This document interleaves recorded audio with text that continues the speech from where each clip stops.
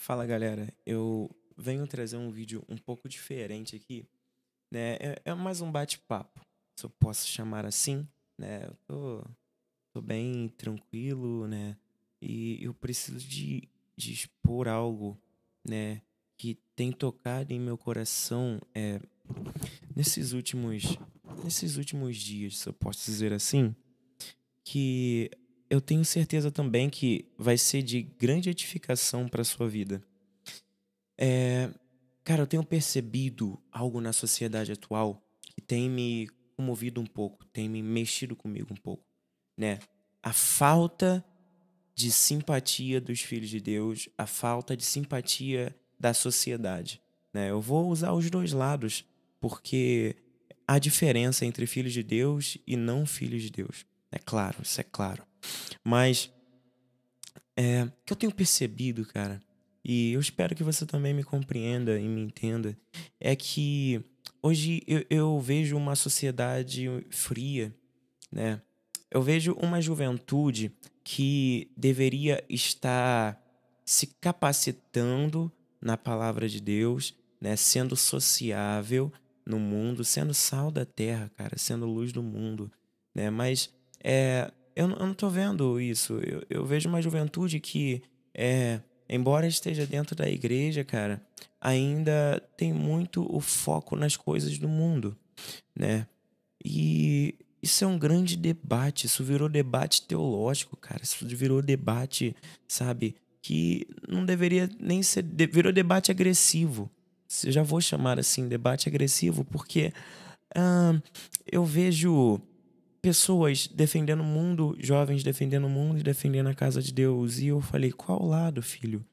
Né? Eu vejo uma juventude que deveria estar se preocupando em ser sal da terra, em ser sal da terra, sabe, em ser luz do mundo, em olhar para aquelas pessoas que estão necessitadas, sabe, que necessitam da palavra de Deus e ir de encontro a elas e se manifestar como filhos. A palavra de Deus é clara, salvo engano em Romanos, Romanos ou Hebreus, é, a, a criação aguarda com grande expectativa pela manifestação dos filhos de Deus, com grande expectativa, cara.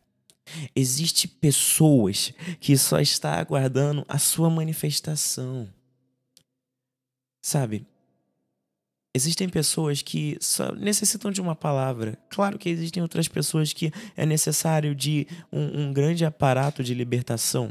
Claro, claro, isso é evidente. Mas existem pessoas que muitas vezes só precisam de uma palavra para abrir a porta para Jesus entrar.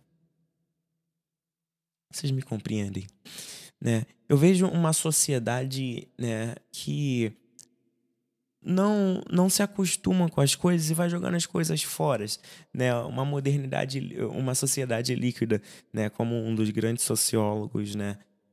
Escreve que é o Zygmunt Bauman. Ele escreve sobre a sociedade líquida, sobre a modernidade líquida e, obviamente, né? Há coisas que a gente pode retirar, como por exemplo, a sociedade, ela não está mais se acostumando, como por exemplo, comprei isso daqui. Semana que vem eu já quero comprar outro disso daqui, porque isso aqui já não presta mais para mim. São coisas que antigamente eram feitas para durar. Na realidade, os homens e as mulheres de antigamente gostavam de coisas que duravam. Hoje, a sociedade ela não gosta. É dia em dia uma sociedade consumindo, consumista, sabe? É de dia em dia, comprando coisa no mercado, comprando coisa ali, comprando coisa ali. Eu não tô falando de commodity, isso eu posso chamar assim, né? Que é o arroz, o feijão. Claro, isso a gente compra, óbvio. Eu tô falando de materiais. Eu vejo uma sociedade que está se acostumando muito com os bens materiais, cara. Os bens materiais, eles quebram, eles escangalham, eles param de funcionar, cara. Eles param de funcionar. Os bens materiais, uma hora, eles param. E a gente tem que analisar bem porque onde é que nós estamos investindo as nossas forças? Onde é que nós estamos investindo a nossa energia? Eu vejo também, cara, filhos filhos eu chamo de filhos de Deus, né? Que não são nem um pouco sociáveis, cara. Eu tenho percebido isso. Eu tenho percebido uma igreja que não ora mais, sabe? E que se calou mediante a perseguições, mediante a diversidades. Infelizmente, eu vou expor isso daqui. Na realidade, eu vou começar assim. Feliz é a igreja que tem uma comunidade sociável. Porque eu falo pra você, cara, eu já rodei muitas igrejas, pelo menos no Rio de Janeiro. Poucas foram as igrejas que eu achei que tinham uma comunidade sociável e saudável. Cara, o que tem acontecido hoje dentro das igrejas é simplesmente, eu vou chamar assim, panelinhas. Hoje não, isso não vem de hoje, isso vem de muito tempo atrás já. Panelinhas. Panelinhas. Pessoas que, sabe, formam o grupo delas e ninguém mais pode entrar. Olha, todos os dias eu peço perdão a Deus se algum dia eu fiz isso. E eu peço perdão a Deus por esses erros da igreja brasileira. A panelinha, cara, essas panelinhas, esses fuxicos, eles nunca deveriam existir. Isso deve ser erradicado da igreja, deve ser arrancado. A igreja brasileira não pode ser isso, cara. As pessoas da igreja não podem ser isso, cara. O evangelho não é isso. Certa vez eu estava em uma igreja e eu vi que existiam pessoas novas dentro da igreja. Como é que eu sei? Porque eu já passava grande tempo, né, dentro dessa igreja. E, na realidade, ia, né, constantemente em alguns cultos e tal. E eu via que tinham jovens, né, com seus grupos formados. E quando chegava outros jovens, esses jovens que tinham grupos formados não deixavam esse novo jovem entrar. Me diga, esse jovem se esfria e morre. Depois a gente põe a culpa em Satanás. Será que tá certo isso? Isso é uma exposição, é um bate-papo. Nossa, a mão tá branca, ó. É por causa da iluminação. É um bate-papo. Porque muitas vezes fica, tudo é Satanás, tudo é o demônio, tudo é o capiroto. Quando em muitas vezes as falhas são nossas. Eu não tiro o crédito de que seja também de Satanás. Isso pode ter, isso, na realidade tem o dedo de Satanás, sim. Mas se Satanás está tendo domínio sobre os sentimentos e emoções dos filhos de Deus, então será que estes podem ser chamados de filhos de Deus? Porque é algo muito, sabe, complicado. Veja comigo. Se eu sou dominado por uma força do mal, né, por Satanás, é porque eu dei liberdade para isso. Ah, mas eu não percebi, mas você deu liberdade para isso. E aí, as pessoas vão morrendo, vão se esfriando e a gente vai passando os reels no Instagram e rindo. Olha, uma pessoa bateu de cara no chão e quebrou o nariz. Ah, Zaf, você é um hipócrita, você já riu, já ri. Já ri disso. Claro que eu já ri. Por isso que eu falei que isso é um bate-papo. Não é um debate crítico, eu já ri muito disso. Né? Existem uns vídeos engraçados, mas até onde é engraçado, cara? Ver o mal dos outros é engraçado. Dos outros. Ó, dos outros. Ver o mal dos outros é engraçado, cara. Muitas pessoas, quando eu era mais jovem, né, falavam, poxa, você tá rindo da desgraça dos outros. E eu ficava rindo mesmo. Mas teve um dia que eu fui tocado, cara. Foi o dia que aconteceu comigo.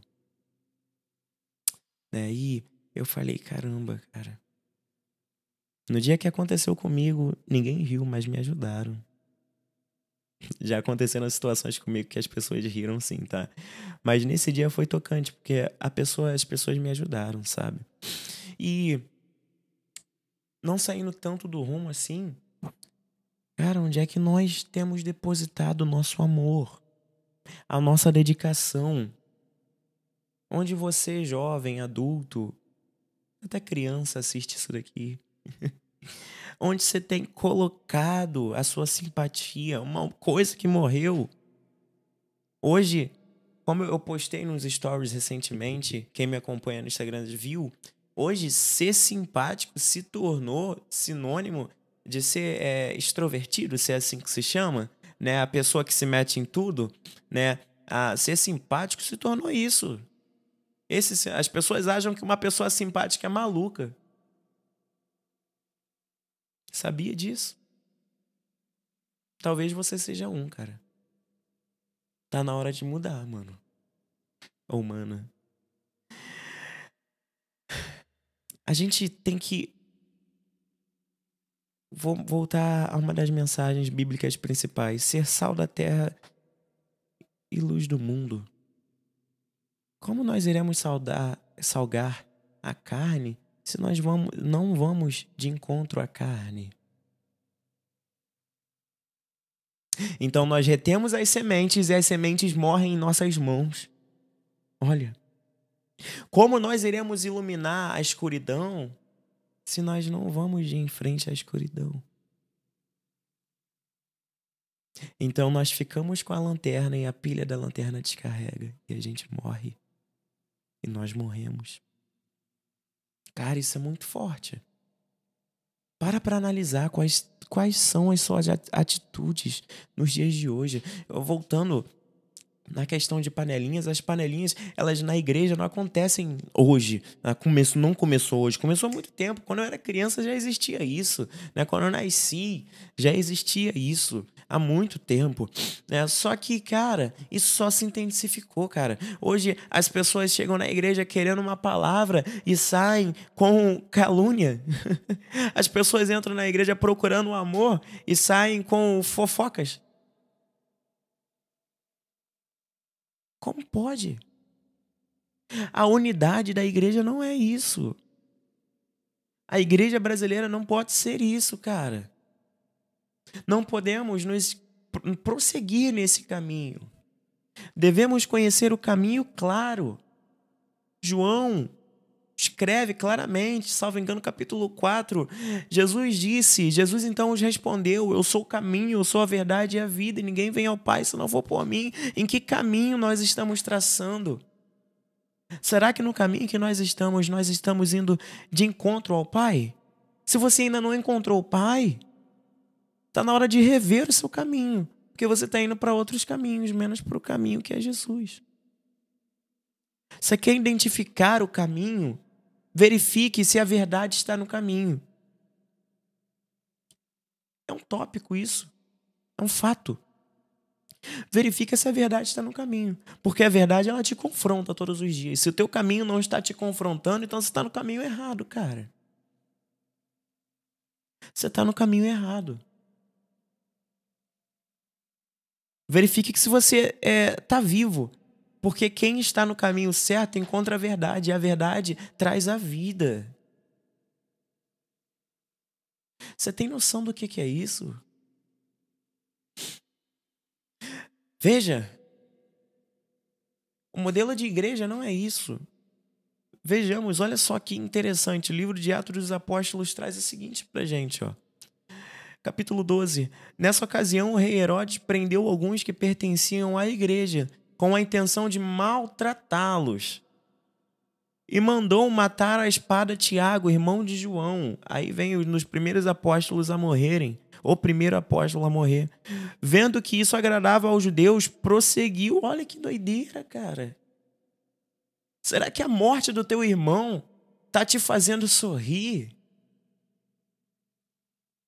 Será? Prosseguiu, prendendo também Pedro durante a festa dos pães sem fermento. Tendo-o prendido, lançou-o no cárcere, entregando-o para ser guardado por 4 escoltas de 4 soldados. Cada uma, né? 4 soldados cada uma. Herodes pretendia submetê-lo a julgamento público depois da Páscoa.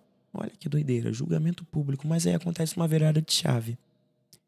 Pedro então ficou detido na prisão, mas a igreja orava intensamente a Deus por ele. Olha isso daqui, gente. Olha isso daqui. A igreja não estava falando, Pedro foi para lá, ele tem que morrer. Pedro é tão esquisito, né? Pedro é tão agressivo nas palavras, né? Tem que ficar por lá. Não, a igreja não estava. Embora todos tenhamos as nossas falhas, embora Pedro tenha teimado várias vezes com Jesus, existia uma unidade na igreja. O erro do teu irmão não pode definir o teu irmão. Cara, preste atenção nisso. Todos nós podemos recorrer ao perdão e ao arrependimento. E aí, por trás de Pedro ali preso, sendo pronto, preparado para a morte, estava uma igreja orando intensamente a Deus, cara. O que é que você tem feito por seu irmão, pela sociedade, igreja? Você agora é templo do Espírito. O Espírito Santo habita em você, você é uma igreja. O que é que você tem... Será que você tem olhado para a desgraça desse mundo e tem sorrido? Ou você tem dobrado os teus joelhos e falado, Jesus, perdoe porque eles não sabem o que fazem, ou então sabem o que fazem, mas cometem, mas perdoe-os, Pai. Será que ainda é possível de existir pessoas radicais? Será que ainda é possível? Eu vejo muito a questão da história de Oséias, cara. Deus fala, Oséias, sai do teu ambiente, cara, e vai buscar aquela mulher que é uma prostituta. E embora a prostituta não estivesse no caminho, Oséias ouviu a voz de Deus. Você tem escutado a voz de Deus? Você tem escutado a voz de Deus? Como está a sua vida, irmão? Qual caminho você está? Jovem, como você tem cuidado daqueles outros jovens que acabaram de entrar na igreja e necessitam de amor e carinho, atenção? Um dia você foi assim, cara. Como mudamos tanto as nossas atitudes. Antigamente era engraçado de ver, né? Passava um senhorzinho, uma senhorazinha na rua, né? E ela já passava cumprimentando todo mundo. Paz, Senhor! Bom dia! Hoje a sociedade, ela passa assim, mal olha no rosto e vai embora. Antes tinha uma cultura, pelo menos na minha época, na minha região onde eu moro, tinha uma cultura, né? Eu também passei um grande tempo em Minas Gerais, né? Mas eu sempre fui do Rio de Janeiro. Tinha uma cultura na região onde eu habitava. A pessoa perguntava, tudo bem? A outra respondia, tudo bem. E você, como vai? E ali, ainda que seja aquele diálogo, né? Um andando, às vezes eles até paravam e ficavam conversando entre eles. Depois eles continuavam para os seus rumos. Imagina você que foi chamado para ser luz do mundo e sal da terra e luz do mundo. Passa um filho de Deus perdido, ou uma pessoa que ainda não se tornou filho, porque não aceitou o pai, e você tá passando do lado dela, essa pessoa que não é filho, olhar para você e falar, oi fulano, tudo bem? Bom dia. E você, oi, tudo bem? E ir embora. Cara, não podemos ser assim.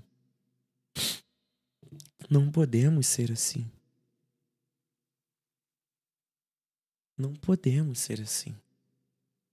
Devemos ser radicais com o pecado, mas simpáticos com os que não estão ainda no mesmo caminho que os nossos.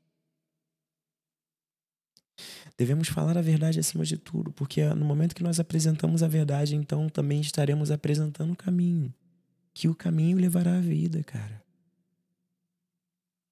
Chega de panelinha.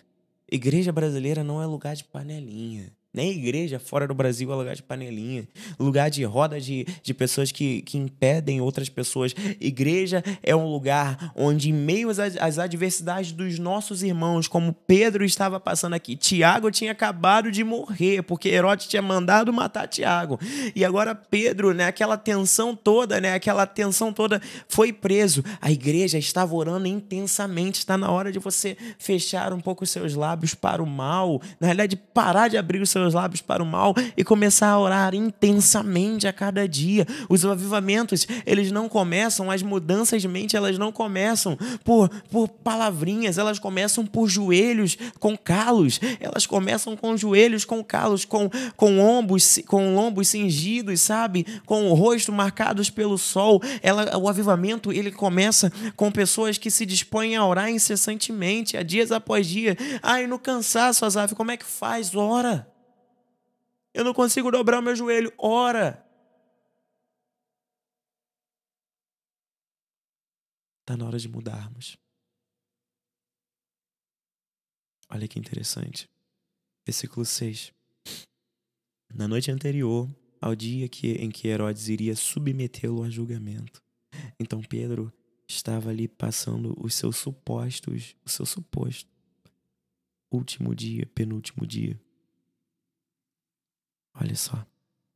Pedro estava dormindo entre 2 soldados, preso com 2 algemas e sentinelas preso com 2 algemas e sentinelas montavam guarda à entrada do cárcere. Repentinamente apareceu um anjo, cara. Oh. Repentinamente apareceu um anjo do Senhor e uma luz brilhou na cela. Tocou no lado de Pedro e o acordou. Depressa, levante-se, disse ele. Então as algemas caíram dos punhos de Pedro. Está na hora de você começar a orar e você vai ver que o poder da oração, ele faz algemas caírem. Ele faz as algemas caírem, cara. A oração tem poder. Só que a oração só tem poder com 2 condições. Não adianta você orar e não viver. Está na hora de você começar a orar e viver. E uma outra coisa, e viver que eu digo é santidade. Está na hora de você buscar a santidade incessantemente. Uma outra coisa, se você não se submeter à vontade de Deus, não adianta você orar pedindo cura, pedindo libertação, porque não vai acontecer. Ainda em Atos, olha que interessante. Existiam judeus que buscavam a santidade, vou dizer assim. E no momento que Atos, salvo engano, Atos, tá? Existiam judeus que buscavam a santidade e aí eles viram que tinha uma pessoa endemoniada na cidade e foram até a pessoa endemoniada, né? E tentaram expulsar o demônio. O demônio olhou para a cara deles e falou assim: quem são vocês? Tá na hora da gente começar a envergonhar o inferno. Tá na hora de fazer, sabe, eu vou falar igual o Gregório McNutt, saudoso Gregório McNutt falava. Tá na hora da gente entrar na lista dos mais procurados do inferno, cara. Aí o demônio olha para aqueles judeus e fala: quem são vocês? E o judeu está lá: sai em nome de Jesus. E o demônio está falando: quem são vocês? Em nome do Deus de Paulo. O demônio está lá: quem são vocês? Porque Paulo eu conheço, Jesus também. Agora eu não conheço vocês. Uau. Sabe o que isso significa? Se só tiver santidade, não tiver submetimento à vontade do Senhor, não adianta você orar e querer ser santo, querer se demonstrar santo. Jesus exorta assim: olha, no dia que vocês estiverem fazendo jejum e tal, vocês não precisam de falar que estão fazendo jejum. Vocês não precisam de, sabe, o jejum traz um mau hálito, né? Porque a gente fica sem comer, então o estômago, ele acaba processando outras coisas, né? Escova os dentes, cara, quando você fizer jejum. Você não vai engolir a pasta, não.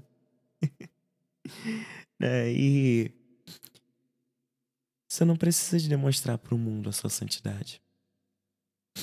Mas a sua santidade demonstrará a sua fidelidade ao Deus Altíssimo, ao noivo.